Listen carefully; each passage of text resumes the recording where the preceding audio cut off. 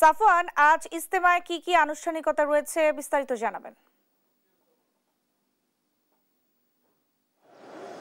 Nancy, এই মুহূর্তে রয়েছে ইজতেমার ঠিক ময়দানের পাশে এবং ঢাকা আশুলিয়া যে মহাসড়কটি রয়েছে সেখান দিয়ে আমরা রয়েছি।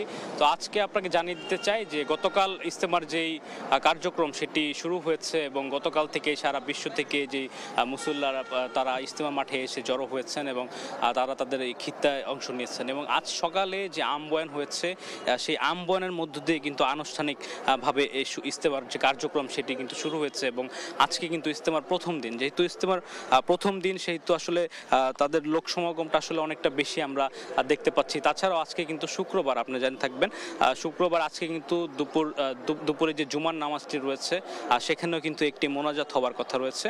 তো আমরা যতটুকু জেনেছি যে আজ সকাল যে ফজরের নামাজ হয়েছে তখন মাওলানা জিয়াউল হক তিনি আমবয়ানের মধ্য দিয়ে ইজতেমার যে আসলে কার্যক্রম, আজকে যে কার্যক্রম সেটি তিনি শুরু করেছেন। তো এই মুহূর্তে দেখতে পাচ্ছি আমরা যেখানে বিদেশিরা অবস্থান করেন টিন শেডের ভেতরে, সেখানটাতে আমরা রয়েছি এবং এখানে পর্যাপ্ত যে নিরাপত্তা ব্যবস্থা সেটি আমরা দেখতে পাচ্ছি যে ঢাকা মেট্রোপলিটন পুলিশ পাশাপাশি হচ্ছে গাজীপুর মেট্রোপলিটন পুলিশের একটি বিশাল এক দল আসলে এই যে ইজতেমার ময়দানের নিরাপত্তার যে কাজ সেটি তারা করছেন। পাশাপাশি এছাড়াও আমরা অন্যান্য আইন শৃঙ্খলা রক্ষাকারী বাহিনীকেও দেখতে পেয়েছি এই ইজতেমার মাঠে তারা তাদের দায়িত্ব পালন করছেন এবং এক প্রকার নির্বিঘ্নে আসলে তাদের যে কার্যক্রম মুসল্লিদের সেটি আসলে চলমান রয়েছে।